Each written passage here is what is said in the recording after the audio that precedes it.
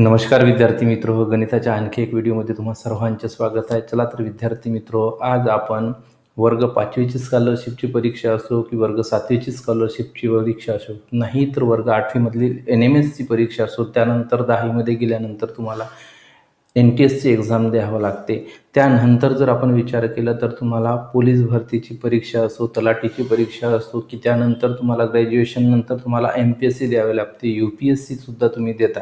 त्यानंतरही नोकरी लागल्यानंतर आमच्या शिक्षक बंधूंना द्यावी लागणारी TET असो, हा प्रत्येक स्पर्धा परीक्षांमध्ये तुम्हाला 3 ते 4 प्रश्न जे आहे ते संख्याज्ञानावर विचारलेले असतातच. आणि ते प्रश्न आपला जो परीक्षा देणारा जो परीक्षार्थी आहे तो पूर्णपणे कॉन्फिडन्सली सोडवू शकत नाही. याचे कारण म्हणजे त्यांना संख्याज्ञान नाही असं मी अजिबात म्हणत नाही.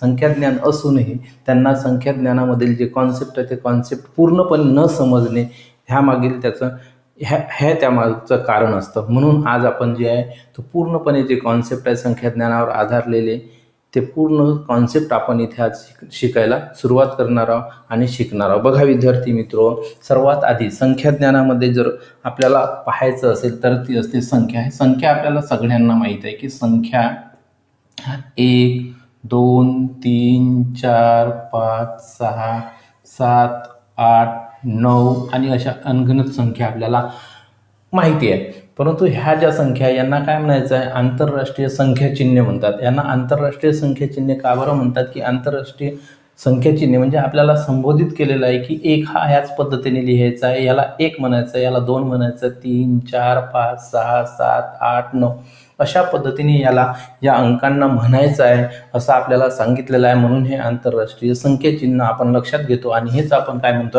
1 पासून 9 पर्यंतचे म्हणजे जेवढेही नंबर्स आहेत ते आपण त्या पद्धतीने लक्षात ठेवतो. आता बघा विद्यार्थी मित्रो, इथं दिलेलं आहे हे जेवढेही नंबर्स दिलेले आहे ते नंबर्स काय तुमचे सिंगल डिजिट नंबर्स आहेत, म्हणजे एक अंकी नंबर्स आहे. एक अंकी नंबर्स आहे. सपोज आपल्याला जर म्हटलं की एक अंकी नंबर आहे तर याला वाचताना काय म्हणू, हा एकक आहे. याला वाचताना काय म्हणायचं, एकक. तो जर आपल्याकडे 2 अंकी जर नंबर असता, समजा आपण इथं हा 2 लिहिलेला आहे, इथं आपण लिहू 3, 4, 2, 3, 5, 5, 4, 3, 2, 6, 5, 4, 3, 2, 7, 6, 5, 4, 3, 2 बघा 6 अक्षरे झाला, 8, 7, 6, 5, 4, 3, 2 घेतले. आता बघा ह्याला जर वाचायचं झाल्यात आपण कशा पद्धतीने ह्याला वाचतो बघा. हे सिंगल डिजिट नंबर आहे, याला आपण काय म्हणतो, एकक म्हणतो. याला काय म्हणतो आपण, एकक. वाचताना आपण हे एकक म्हणतो. याला काय म्हणायचं, याला हा एकक आहे तर हा काय दशक याला म्हणतो. एकक, दशक, शतक हा काय शतक आहे. एकक, दशक, शतक, हजार आहे. एकक, दशक, शतक, हजार, 10,000 याला काय म्हणतो आपण, 10,000. एकक, दशक, शतक, हजार, 10,000, लक्ष याला काय म्हणायचं, लाख किंवा लक्ष म्हणायचं. एकक, दशक, शतक, हजार, 10,000, लाख, 10 लाख याला काय म्हणायचं आहे, 10 लक्ष किंवा 10 लाख म्हणायचं आहे. त्याच्यानंतर इथे आपण एक संख्या पुन्हा वाढवली तर ही काय बनते आहे, ही जर आपण अशी लिहिली तर ही काय झाली, एकक, दशक, शतक, हजार, 10,000, लाख, 10 लाख ही झाली कोटी. ही कोटी झाली. याच्यानंतर पुन्हा जर एखादी संख्या आपण वाढवली तर ती काय बनते आहे बघा, एकक, दशक, शतक, हजार, 10,000, लाख, 10 लाख, कोटी, 10 कोटी ही काय आहे, 10 कोटी. अशा पद्धतीने याचं काय करायचं, ह्या संख्यांचं वाचन करायचं असतं. आता बघा हे वाचन तुम्हाला येत नाही असं मी अजिबात समजत नाही विद्यार्थी मित्र. तुम्हाला काय करायचं आहे, ह्या प्रत्येक गोष्टीला तुम्हाला लक्षात ठेवायचं आहे. आता बघा हे झाले आपले मराठीमध्ये वाचन. यालाच जर आपल्याला सेमी किंवा इंग्लिशमध्ये वाचायचं असेल तर याला काय म्हणायचं आहे, वन्स. याला काय म्हणायचं आहे, वन्स. एकक स्थानाला काय म्हणायचं आहे, वन्स. हा वन्स हा टेन्स, याला काय म्हणायचं आहे, टेन्स.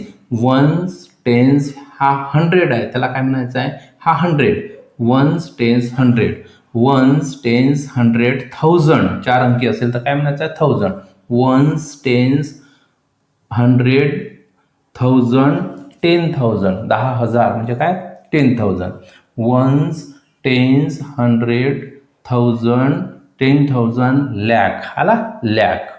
वन्स टेन्स 100, 1000, 10,000, लॅक हा 10 लॅक. Ones tens 100, 1000, 10,000, lakh, 10 lakh, crore. हा त्याच्यानंतरचा नंबर आला त्याला काय म्हणायचा 10 करोड. अशा पद्धतीने तुम्हाला ते त्यांचं वाचन करायचं आहे. आता बघा विद्यार्थी मित्र, या सर्वांमध्ये तुम्हाला किंवा ह्या संख्या ज्ञानावर जर एखादी प्रश्न विचारला असेल तर तो कशा पद्धतीचा विचारतोय बघा, लक्ष द्या. इथं काय एक येईल फेस व्हॅल्यू. काय येणार आहे? Face value. बघा याला काय येतो आहे? Face value. फेस व्हॅल्यू याला आपण फेस व्हॅल्यूलाच काय म्हणतो आपण? दर्शनी किंमत. याला काय म्हणतो आपण? दर्शनी किंमत. दर्शनी किंमत म्हणजेच काय? जी पाहता क्षणी आपल्या लक्षात येईल ती किंमत म्हणजेच दर्शनी किंमत, म्हणजे तिलाच आपण काय म्हणायचं आहे? Face value. जसा एक नंबर लिहिलं मी येतं बघा, 786 हा नंबर लिहिला. आता ह्या नंबरमध्ये 8ची दर्शनी किंमत काय आहे? ह्या 8ची दर्शनी किंमत काय आहे असं जर म्हटलं तर 8 हा दिसताना आपल्याला कसा दिसताय? तो 8 आहे. 8 आहे म्हणून दिसताय, म्हणजे 8ची दर्शनी किंमत काय होईल? मग ही 8च होईल. बघा फेस व्हॅल्यू म्हणजेच दर्शनी किंमत, आणि दर्शनी किंमत ही काय? ती जी आपल्याला दिसल्यानंतर जी आपण तिची व्हॅल्यू ओळखतो आहे. जसं 8 आहे तर तो 8 आहे, तर हीच झाली दर्शनी किंमत. म्हणजे जी नंबर आहे तोच नंबरची किंमत म्हणजेच ती त्याची दर्शनी किंमत झाली. तिलाच आपल्याला म्हणायचं आहे फेस व्हॅल्यू. त्याच्यानंतर दुसरी किंमत कोणती येते? आहे तुमची प्लेस व्हॅल्यू. काय येते? Place value. प्लेस व्हॅल्यू म्हणजे काय? स्थानिक किंमत. स्थानिक किंमत. आता बघा स्थानिक किंमत म्हणजे त्याच्या स्थानावरून ठरलेली किंमत. जसा इथं आहे 8 आहे, मग 8ची स्थानिक किंमत किती म्हटल्यानंतर आपल्याला काय म्हणतात? त्याचे स्थान मोजावं लागेल. एकक, दशक. दशक म्हणजेच पहा एकक, दशक म्हणजे पहिले काय करायचं? याची प्लेस व्हॅल्यू काढताना 8 जसाच्या तसा लिहा. त्याच्यानंतर त्याच्या उजव्या बाजूला जेवढी संख्या येईल ती काय करायची? 0च्या फॉर्ममध्ये लिहायचं. म्हणजे काय? 8ची जी प्लेस व्हॅल्यू आहे किती आहे? स्थानिक किंमत किती आहे? 80 आहे. ठीक आहे. प्रश्न तुम्हाला फेस व्हॅल्यू ओळखायला पण येऊ शकतो, प्लेस व्हॅल्यू ओळखायला पण येऊ शकतो. त्यानंतर दुसरा एक प्रश्न याच्यामध्ये क्रिएट होतो, तो म्हणजेच तो कसा होतो बघा, प्लेस व्हॅल्यू आणि फेस व्हॅल्यू यांच्यामधील फरक किती आहे ते तुम्हाला म्हणजे विचारल्या जाते. मग आता प्लेस व्हॅल्यू किती आहे? 80 आहे. जसं आपण 8च्या संदर्भात विचार केला तर याची प्लेस व्हॅल्यू किती आहे? 8 आहे. आणि फेस व्हॅल्यू किती आहे? प्लेस व्हॅल्यू किती आहे? 80 आणि फेस व्हॅल्यू किती आहे? 8 आहे. मग याच्यातला जर फरक म्हटला तर याची वजाबाकी करा. वजाबाकी केल्यानंतर हा किती आहे? 72. 72 हा त्याचा 72 म्हणजेच 72 हा काय त्याच्यातला फरक आहे. ठीक आहे विद्यार्थी मित्र, अशा पद्धतीने तुम्हाला दर्शनी किंमत, स्थानिक किंमत आणि त्यांच्यातील फरक अशा पद्धतीने तुम्हाला लक्षात ठेवायचं आहे. ठीक आहे. यानंतर बघूया आपण बघूया या संख्यांची बेरीज. आता ह्या संख्यांची बेरीज म्हणजे कशी? बघा या संख्यांच्या 1 2 3 4 5 6 7 8 डॅश डॅश डॅश अशा किती आहे? 100 पर्यंतच्या संख्या आपण गृहीत धरूया. 100 पर्यंतच्या संख्यांची जर आपण बेरीज घेतली तर किती येईल? तर 100 पर्यंतच्या संख्यांची बेरीज किती येते? 1 पासून तर 100 पर्यंतच्या संख्यांची बेरीज ही कशी काढायची कशी आणि ती येते कशी, ती आज आपण इथे बघणार आहोत. बघा आता इथे काय लक्षात ठेवायचं आहे तुम्हाला? 1 पासून तर 100 पर्यंतच्या संख्यांची बेरीज जर पाहिली तर ती किती येते? 5050 येते. हे तुम्हाला लक्षात ठेवायचं आहे. आणि हे तुम्हाला लक्षात यासाठी ठेवायचं आहे की ह्यावर तुम्हाला प्रश्न सुद्धा विचारले जाऊ शकतात. आणि हे कसं येणार आहे मी याच्या व्हिडिओच्या अंती तुम्हाला मी सांगणारच आहे. बघा काय, त्याच्यानंतर 1 पासून तर 10 पर्यंतच्या संख्यांची बेरीज, 1 पासून तर 11 पासून तर 20 पर्यंतच्या संख्यांची बेरीज, 21 पासून तर 30 पर्यंतच्या संख्यांची बेरीज, 31 ते 40, 41 ते 50 या संख्यांची बेरीज कसं काढायचं हे सांगितलं की तुम्हाला निश्चितच इकडल्या बेरीजा काढता येईल. बघा 1 पासून तर 10 पर्यंतच्या संख्यांची बेरीज ही किती येते? 55 येते. आणि ही किती येते? 155 येते, ही येते 255, ही येते 355, ही येते 455. हे कसं येत आहे बघा विद्यार्थी मित्र, 1 पासून 100 पर्यंतच्या संख्यांची जी बेरीज आहे किती येते? 5050 येते. 1 पासून 10 पर्यंतच्या संख्यांची जर बेरीज आपण घेतली तर ती किती येते? 55. आता इथं बघा, इथं 55 बेरीज करून काढलेली आहे का? बेरीज करून नाही, तर याचं बघा बेरीज केल्यानंतरही तेवढंच येणार आहे, परंतु याला काढायचं कसं बघा.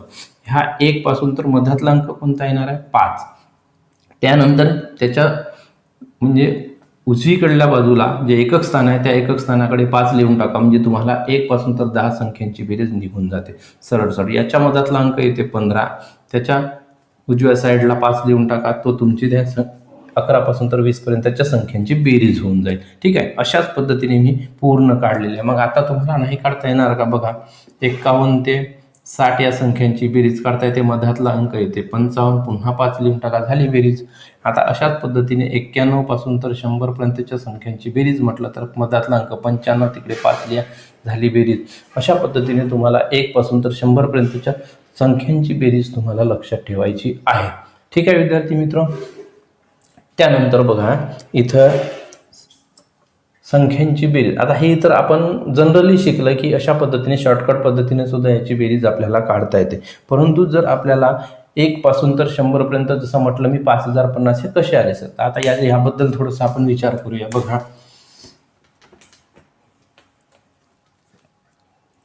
बघा याला काय करायचं, 1 पासून 100 पर्यंतच्या संख्यांची बेरीज आपल्याला काढायची आहे. तर हे किती आहे, 5050 येते, हे आपण घेतलेलं आहे. आता बघा इथं काढत असताना काय करायचं, 1 ते 100 पर्यंतच्या संख्यांची बेरीज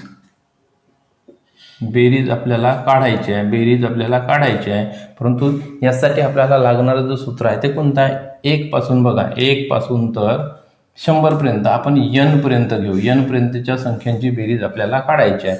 1 पासून तर किती, n पर्यंतच्या संख्यांची बेरीज आपल्याला काढायची असेल, बघा 1 पासून किती n पर्यंतच्या संख्यांची बेरीज आपल्याला काढायची आहे. आता बघा यांची बेरीज काढत असताना सूत्र कोणतं लावायचं आहे, बघा बेरीज काढायची आहे. बेरीज बरोबर n गुणिला n+1 डिवायडेड बाय 2 हे सूत्र वापरायचं आहे. म्हणजे n गुणिला n अधिक 1 भागिला 2. हे जेव्हा 1 पासून सुरुवात होते आणि इकडे कितीपर्यंत असो, मग 1 पासून 20 पर्यंत असो, 1 पासून 30 पर्यंत असो, 1 पासून 40 पर्यंत असो, 1 पासून 1000 पर्यंत असो, अशा संख्यांच्या जर बेरीज जर तुम्हाला काढायची असेल तर या सूत्राचा वापर तुम्ही करायचा आहे आणि त्याला सोडवायचा आहे. बघा याला आपण इथं हे उदाहरण घेऊया. बघा 1 पासून तर आपल्याला किती 100 पर्यंतच्या संख्यांची बेरीज काढायची आहे. म्हणजे n ची किंमत किती होणार आहे, शेवटची म्हणजे किती 100. म्हणजे इथं काय तुमचा n काय होणार आहे, 100 होणार आहे.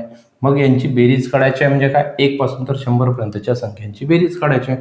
मग याला बेरीज बरोबर काय येईल, मग हा 100 गुणिला 101 भागिला 2 म्हणजे किती होणार आहे, 100 भागिला 2 केले तर 50, 50 गुणिला 101 म्हणजे हा किती येईल, एवढा. म्हणजे आला, हा बघा किती आले, 5050. अशा पद्धतीने तुम्हाला या सूत्राचा वापर करून 1 पासून सुरू होणाऱ्या सर्व संख्यांची बेरीज सुद्धा आपल्याला काढता येते. चला यासाठी आपण दुसरं उदाहरण सुद्धा घेऊ.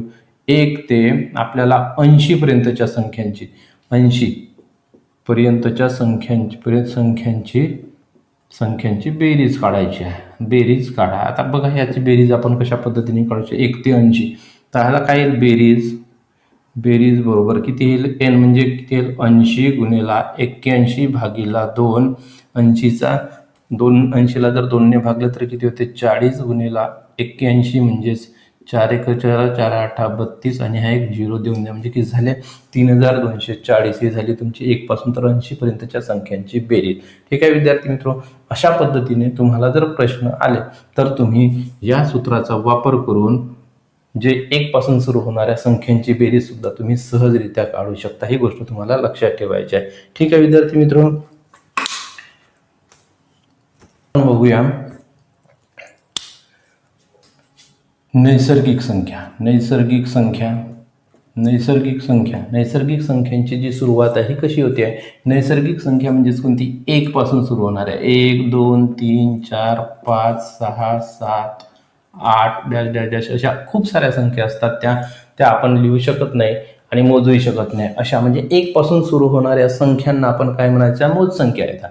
1 पासून सुरू येतं, कोणत्याही प्रकारची गॅप नाही. म्हणजे 1 पासून सुरू होणाऱ्या संख्या आहेत, यांना काय म्हणायचं आहे, नैसर्गिक संख्या म्हणायचं आहे. यांना काय म्हणायचं आहे, नैसर्गिक संख्या. त्यानंतर येते तुमची पूर्ण संख्या. बघा पूर्ण संख्या, हा नैसर्गिक संख्येलाच आपण काय म्हणतो, नॅचरल नंबर.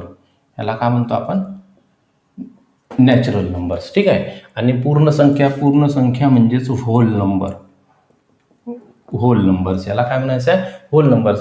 परंतु याची जी सुरुवात आहे कुठून होते, 0 पासून होते. 1 2 3 4 5 6 7 8 हे सुद्धा अशाच पद्धतीने अनंत राहणार आहे. म्हणजेच नैसर्गिक संख्यांची सुरुवात कुठून होते आहे? 1 पासून होते आहे. 1 2 3 4 5 इकडे अनगणित जर अनंत संख्या घेतल्या तर त्याला म्हणायचं आहे नैसर्गिक संख्या. आणि पूर्ण संख्या म्हणजेच होल नंबर त्याला काय म्हणायचं? त्याची सुरुवात कुठून येते? 0 0 1 2 3 4 5 अशा पद्धतीने जर अनंत संख्या जर तिकडे घेतल्या तर ही झाली तुमची पूर्ण संख्या. तुम्हाला लक्षात काय ठेवायचं आहे? याची सुरुवात कुठून होते आहे? नॅचरल नंबरची सुरुवात 1 पासून होते आहे. होल नंबरची सुरुवात कुठून होते आहे? 0 पासून होते आहे. ठीक आहे. त्यानंतर येते आपल्या पूर्णांक संख्या. पूर्णांक संख्या याला काय म्हणतो आपण? इंटेजर्स. Okay, integers number. आता बघा इंटेजर्स म्हणजे का? पूर्णांक संख्या. पूर्णांक संख्या म्हणजेच काय? इथं तुम्हाला मधामध्ये एक 0 येईल. त्यानंतर त्याच्या उजव्या बाजूला म्हणजे आपल्या हाताच्या उजव्या बाजूला पॉझिटिव्ह नंबर्स येतील बघा अशा पद्धतीने. आणि डाव्या बाजूला काय येईल? त्याचे निगेटिव्ह नंबर्स येतील बघा. इकडे सुद्धा खूप सारे आहेत.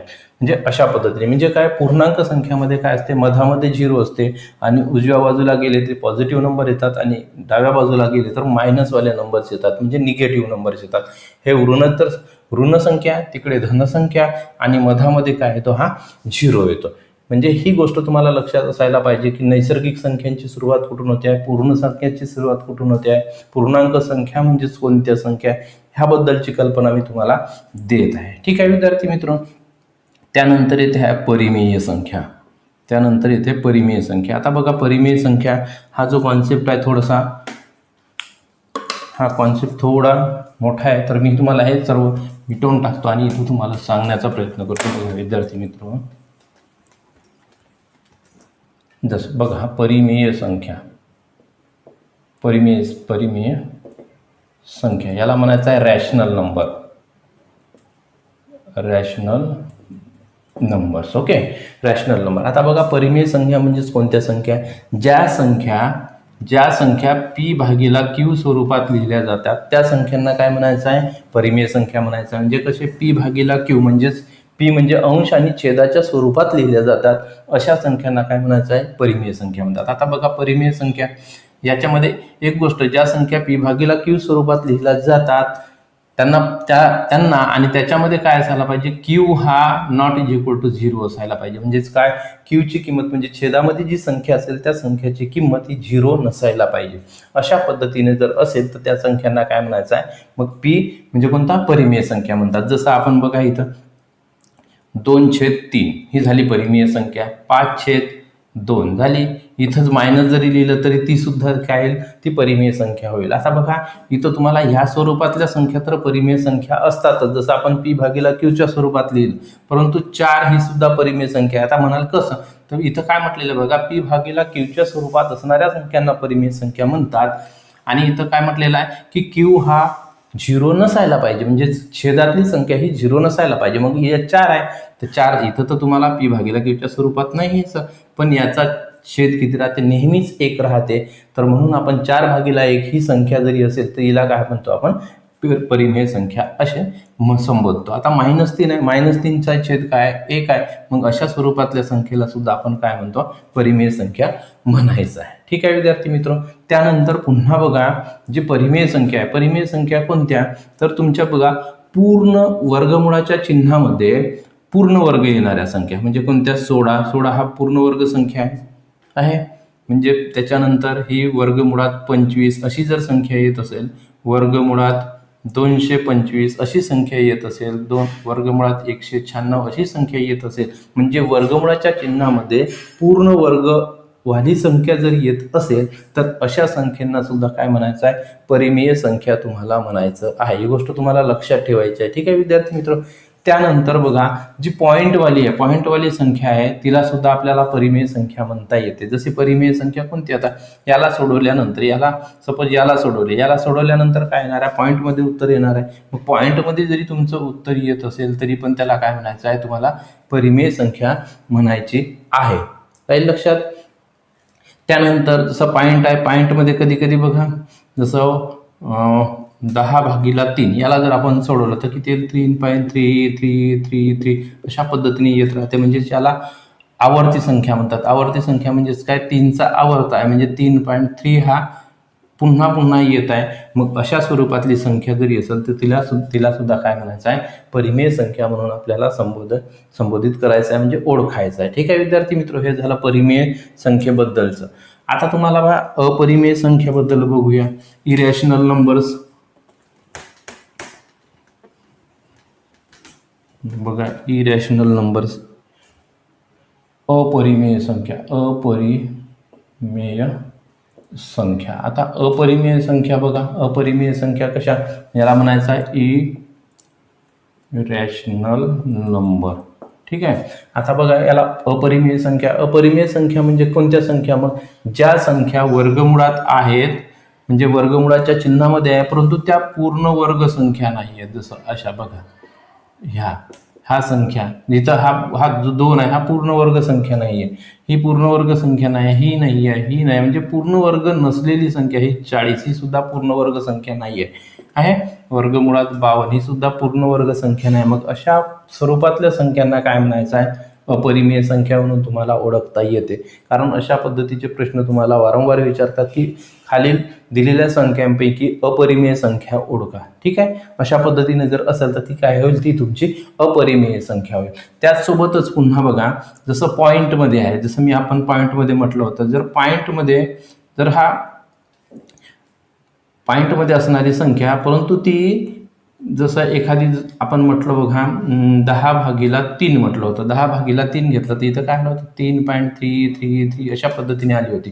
पण ही काय म्हटलं होतं आपण, परिमेय संख्या आहे. आता ही परिमेय संख्या आहे, परंतु जर काही संख्यानंतर बघा कधी कधी कसं होत आहे, जसं एखादी संख्या सांगतो, जसं 2.78 आहे, हा 78 आहे, तर 78 अशा पद्धतीने कधी कधी काय आहे 78 अशा पद्धतीने रिपीट होतो. तर ही झाली तुमची परिमेय संख्या, ही झाली तुमची कोणती, परिमेय संख्या. परंतु कधी कधी कसं होते, ही संख्या ही अशी येते, त्यानंतर याच्या मधामध्ये एक कोणता तरी नंबर येते, अशा पद्धतीने येते, त्याच्यानंतर पुन्हा मधामध्ये कोणता तरी नंबर येऊन जाईल, 2 नंबर येईल, मग पुन्हा येते. पण अशी जर संख्या येत असेल तर ही मात्र तुमची परिमेय संख्या होणार नाही, कोणती होईल, तुमची अपरिमेय संख्या होईल. समजता विद्यार्थी मित्र, म्हणजे याच्यातला जो डिस्टन्स, हा डिस्टन्स जर सेम नसेल, जसं इथं 78 आला परंतु त्याच्यानंतर 78 यायला पाहिजे होता लगेच, जसा इथं आलेला आहे तशा पद्धतीने, पण इथं तुम्हाला मधामध्ये आणखी एक संख्या येत असेल, तर अशा स्वरूपातल्या संख्या जरी येत असेल तर त्या सुद्धा तुमच्या काय होईल, अपरिमेय संख्या राहील. ठीक आहे विद्यार्थी मित्र, अशा पद्धतीने तुम्हाला ही अपरिमेय संख्या लक्षात ठेवायची आहे. बघा विद्यार्थी मित्र, त्यानंतर आपण बघूया वास्तव संख्या. वास्तव संख्या म्हणजेच रिअल नंबर. आता बघा, वास्तव संख्या म्हणजे रिअल नंबर. आता वास्तव संख्या म्हणजे कोणत्या संख्या, ज्या सर्व संख्या आतापर्यंत आपण ज्या बघितलेल्या होत्या त्या सर्व संख्यांचा अंतर्भूत म्हणजे हे कुठं होतं, वास्तव संख्या. म्हणजे याच्यामध्ये काय येणार आहे, नैसर्गिक संख्या पण येणार आहे. नैसर्गिक संख्या म्हणजेच हा सुद्धा, जेवढ्या नैसर्गिक संख्या ह्या सगळ्या तुमच्या वास्तव संख्येमध्ये येणार आहे. त्याचसोबत तुमची पूर्ण संख्या आहे, पूर्ण संख्या सुद्धा काय येईल, त्या वास्तव संख्येमध्येच येईल. म्हणजे ज्या आपण शिकलेल्या होत्या, नैसर्गिक संख्या, पूर्ण संख्या, पूर्णांक संख्या, त्याच्यानंतर परिमेय संख्या, त्याच्यानंतर अपरिमेय संख्या, त्याच्यानंतर कोणत्या आपण शिकलेल्या होत्या, परिमेय संख्या, अपरिमेय संख्या. म्हणजे ह्या सर्व संख्या ज्या आहेत त्या एकत्र केल्यानंतर जे बनेल, ह्या सगळ्या काय बनणार आहे, तुमच्या वास्तव संख्या. म्हणजे सर्व संख्या ज्या आहे, सर्व संख्यांचा सेट किंवा सर्व संख्यांचा जो संच आहे, हा पूर्ण म्हणजेच काय, तुमच्या वास्तव संख्या. वास्तव संख्याला काही फिक्स असं नाही, तर ह्या जेवढ्याही संख्या आहेत आपण जी शिकलेल्या, नैसर्गिक संख्या, पूर्ण संख्या, पूर्णांक संख्या, परिमेय संख्या, अपरिमेय संख्या, हा सगळ्या संख्यांचा जो आहे, ह्या सगळ्या संख्यांचा सेट म्हणजे सगळ्या संख्यांचा संच हा काय असतो, वास्तव संख्या असतो. म्हणजे वास्तव संख्येमध्ये ह्या सर्व संख्या ज्या आहेत त्या येत असतात. ही गोष्ट तुम्हाला लक्षात ठेवायची आहे. ठीक आहे. बघा विद्यार्थी मित्र, यानंतर आपण समसंख्या बघूया. समसंख्या यालाच आपण काय म्हणतो, इव्हेन नंबर. ठीक आहे विद्यार्थी मित्र, ज्या संख्यांना 2 ने निश्चेष भाग जातो अशा संख्यांना काय म्हणायच्या, समसंख्या म्हणायच्या. म्हणजे 2 ने निश्चेष भाग जाणाऱ्या, 2 ने निश्चेष भाग जाणाऱ्या संख्या, ठीक आहे, यांना काय म्हणायचं आहे, समसंख्या. म्हणजे 2ने निशेष भाग जाणाऱ्या संख्यांना काय म्हणायचं आहे, समसंख्या. नाही तर दुसरी गोष्ट 0, 2, 4, 6, 8 म्हणजे ज्या संख्यांच्या एकक स्थानी 0, 2, 4, 6, 8 ह्यापैकी कोणताही एखादी अंक जरी असला तरी त्या संख्यांना काय म्हणायचं आहे, तुम्हाला समसंख्या असं म्हणायचं आहे. म्हणजेच काय, 2ने निशेष भाग जाणाऱ्या संख्या असायला पाहिजे, नाही तर त्या संख्येच्या एकक स्थानी 0, 2, 4, 6, 8 यापैकी कोणता तरी एखादी अंक जरी असेल तरी त्या संख्यांना काय म्हणायचं आहे, समसंख्या असं म्हणायचं. जर उदाहरणासाठी आपण जर पाहायचं झाल्यास बघा, 4, 6 हा 46 आहे, याच्या एकक स्थानी 6 आहे म्हणून ही काय झाली, समसंख्या होईल. बघा 4, 7, 8 बघा इथं 8 दिसत आहे, 8 आहे म्हणून ही झाली समसंख्या झाली. ठीक आहे, त्याच्यानंतर 3, 2, 1, 0 बघा याच्या एकक स्थानी काय आलेला आहे, 0 आलेला आहे. म्हणजे अशा पद्धतीची जर समसंख्या आली तर तिला आपल्याला पाहता क्षणी ओळखता येते की ही समसंख्या आहे. आता बघा ही जर ही संख्या म्हटलं तर ही संख्या बघा याच्या एकक स्थानी 1 आहे म्हणजे ही काय, ही समसंख्या नाही आहे. म्हणजे आपल्याला स्पष्टपणे ओळखता येते, म्हणजे पाहिल्यानंतरच आपल्या लक्षात येते की ही समसंख्या नाही आहे. ठीक आहे विद्यार्थी मित्रो, तुम्हाला काय लक्षात ठेवायचं आहे की 2ने निशेष भाग जाणारी संख्या जर असेल तर तिला समसंख्या म्हणायचं नाही, तर तुम्हाला त्या एखादी संख्या आहे त्या संख्येच्या एकक स्थानी जर 0, 2, 4, 6, 8 यापैकी एखादी जरी अंक तुम्हाला दिसला तर समजून घ्यायचं की ती संख्या ही समसंख्या आहे. ठीक आहे विद्यार्थी मित्रो, बघा यानंतर आपण समसंख्यांची बेरीज कसं काढायचं आहे ते आपण बघूया. बघा जसं 1 ते 100 या समसंख्यांची यामधील समसंख्यांची बेरीज काढा. आता बघा तुम्हाला 1 ते 100 पर्यंतच्या असे लिहू, मधील नाही, पर्यंतच्या समसंख्यांची बेरीज काढा. असे प्रश्न तुम्हाला येतातच. बघा 1 ते 100 पर्यंतच्या समसंख्यांची बेरीज काढा. आता समसंख्यांची बेरीज म्हटलं तर बघा लक्षात ठेवायचं आहे तुम्हाला, समसंख्यांची बेरीज आपल्याला काढायची असेल तर बेरीज हे सूत्र लक्षात ठेवायचं आहे तुम्हाला, n × n+1. n म्हणजेच काय आहे, त्यामधील असणाऱ्या एकूण समसंख्या, n ची किंमत म्हणजे काय, एकूण समसंख्या. आता बघा तुम्हाला लक्षात काय ठेवायचं आहे, हे सूत्र लक्षात ठेवायचं आहे. जर समसंख्यांची बेरीज काढायची असेल तर काय ते बेरीज बरोबर n × n+1 म्हणजे n काय आहे तुमची, त्यामधील असलेल्या एकूण समसंख्या.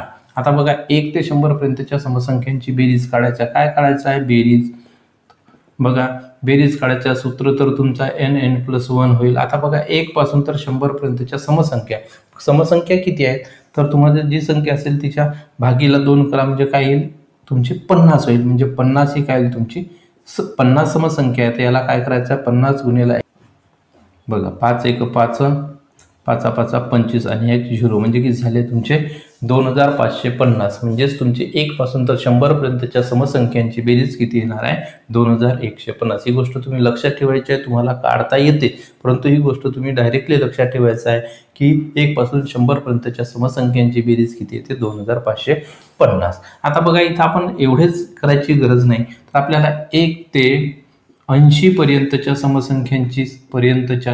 समसंख्यांची बेरीज जर समसंख्या आहे त्यांची बेरीज जरी आपल्याला काढायला लावले तर यांची बेरीज आता कशा पद्धतीने काढाल, मग बेरीज ही झाली बेरीज बरोबर. आता इथं बघा 80 1 पासून 80 पर्यंत म्हणजे किती आहे, 40 समसंख्या आहेत. मग 40 गुणिला 41 करा, 40 गुणिला 4 1 4 4 16 आणि 1 0 म्हणजेच तुमचा 1 ते 80 पर्यंतच्या ज्या समसंख्या ह्या समसंख्यांची बेरीज किती आहे म्हणजे 1640. अशा पद्धतीने तुम्ही या सूत्राचा वापर करून त्या समसंख्यांची बेरीज सुद्धा कशा पद्धतीने काढायचं ते तुम्हाला काढता येईल. ठीक आहे विद्यार्थी मित्र, यानंतर आपण विषम संख्येकडे वळूया.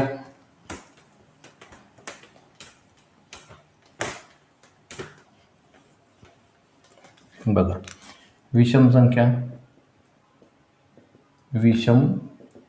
आता विषम संख्येला आपण काय म्हणतो, ऑड नंबर. ह्याला काय म्हणतो, ऑड नंबर्स. ओके.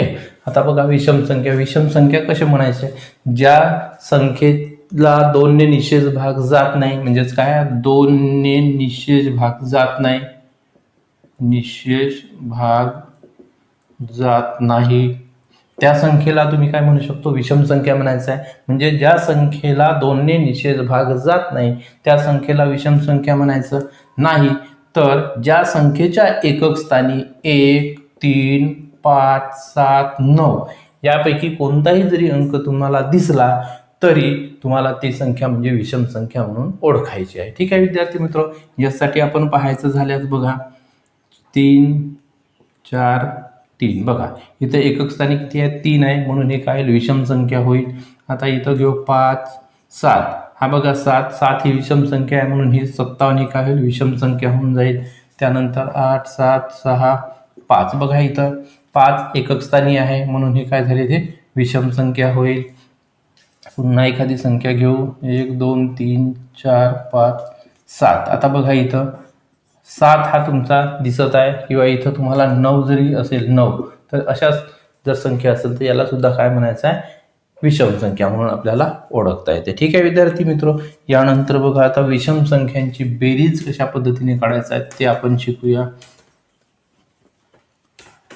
बघा विषम संख्यांची बेरीज, आता बेरीज आपल्याला काढायची आहे. विषम संख्यांची बेरीज काढताना तुम्हाला लक्षात ठेवायचं आहे विषम संख्यांची बेरीज, विषम संख्यांची बेरीज याचं सूत्र आहे तुम्हाला n चा वर्ग, म्हणजे एकूण n म्हणजेच काय एकूण विषम संख्या, म्हणजे एकूण असलेल्या विषम संख्या. ठीक आहे, एकूण विषम संख्या म्हणजे n ची किंमत आहे. आता बघा इथं तुम्हाला उदाहरणादाखल जर आपण घेतलं 1 ते 100 पर्यंतच्या विषम संख्यांची बेरीज आपल्याला काढायची आहे. तर कशा पद्धतीने काढू बघा, बेरीज काढा. आता कसं आहे 1 ते 100 पर्यंतच्या विषम संख्यांची बेरीज, 1 ते 100 पर्यंत एकूण विषम संख्या किती होतात. इथं बघा जशा तुमच्या समसंख्या 50 आहे, तर इथं किती होईल विषम संख्या किती होईल, हा 50 होईल. किती होईल 50 होईल. म्हणजेच 1 ते 100 पर्यंतच्या विषम संख्यांची बेरीज आता इथे तुम्हाला काढायची, तर ही किती होईल 50 होईल ना अशी. आता बघा याला आपल्याला बेरीज काढायची आहे, मग बेरीज आपल्याला काढायची आहे तर काय येईल मग n चा वर्ग, एकूण संख्या किती आहे 50, 50 चा मग काय येईल वर्ग येईल, 50 चा वर्ग म्हणजे 5 चा वर्ग 25 येईल, 1 0 म्हणजे 2 0 झाले, म्हणजेच किती 2500. म्हणजे 1 ते 100 पर्यंतच्या विषम संख्यांची जी बेरीज आहे ही किती येत आहे तुमची 2500. हा आकडा सुद्धा तुम्हाला लक्षात ठेवायचा आहे, कारण तुम्हाला विचारलं जाते 1 पासून तर 100 पर्यंतच्या विषम संख्यांची बेरीज किती येते. ठीक आहे, नंतर इथं आपण एवढाच घेतला पाहिजे अशातली गोष्ट नाही. बघा हा सूत्र कसा आलाय ते मी तुम्हाला सांगतो. जसं 1 + 3 + 5 + 7 + 9 या संख्यांची बेरीज किती असं जर म्हटलं तर ह्या सर्व संख्या बघा दिसत कशा आहे तुम्हाला विषम संख्या आहे. जर यांची बेरीज काढायची तर काय करायचं, संख्या किती आहे 1 2 3 4 5 5 आहे, तर या 5 चा वर्ग करा 25 झालं विद्यार्थी मित्र.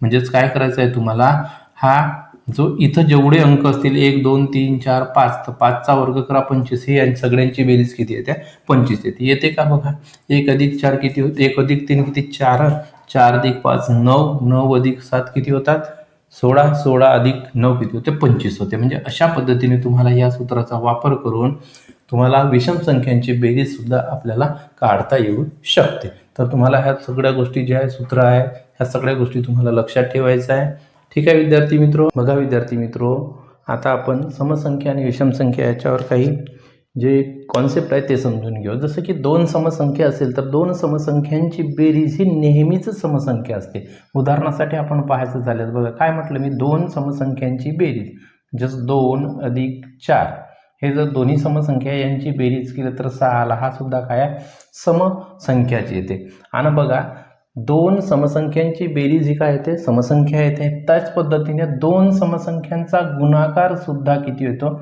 समसंख्याच असतो. ह्या 2 गोष्टी तुम्हाला लक्षात ठेवायच्या आहे समसंख्येच्या संदर्भात. आणि विषम संख्यामध्ये काय होते, 2 विषम संख्यांची बेरीज बघा, 2 विषम संख्यांची बेरीज ही काय येते समसंख्या येते. काय म्हटलं मी, 2 विषम संख्यांची बेरीज ही काय येते समसंख्या असते. बघा आपण इथं घेऊ 3 + 5 घेऊ, बघा 8 आले समसंख्या. इथं घेऊ 5 अधिक 7 घेतलं, हे झाले 12. बघा काय म्हटलं, दोन विषम संख्यांची जर बेरीज केली तर काय येते, समसंख्या येते. आणि दोन विषम संख्यांचा जर गुणाकार केला, पहा 5 तिरी 15, 7 पाचा 35, 3 9 27. बघा ह्या दोन विषम संख्यांचा जर गुणाकार केलं तर विषम संख्या मिळते आणि दोन विषम संख्यांची बेरीज केलं तर समसंख्या मिळते. बघा हा समसंख्या मिळते, इथं विषम संख्या मिळते. असं मात्र समसंख्येमध्ये बघायला मिळत नाही. म्हणजे दोन समसंख्यांची बेरीज ही नेहमीच समसंख्या येते आणि दोन समसंख्यांचा गुणाकार सुद्धा नेहमीच हा समसंख्याच आपल्याला येते. परंतु विषम संख्येचा विचार केला तर काय होते, दोन विषम संख्यांची बेरीज केली तर आपल्याला समसंख्या मिळते आणि दोन विषम संख्यांचा गुणाकार केलं तर मात्र आपल्याला विषम संख्या मिळते. ह्या दोन गोष्टी खूप महत्त्वाच्या, ह्या तुम्हाला लक्षात ठेवायचा आहे. ठीक आहे विद्यार्थी मित्र.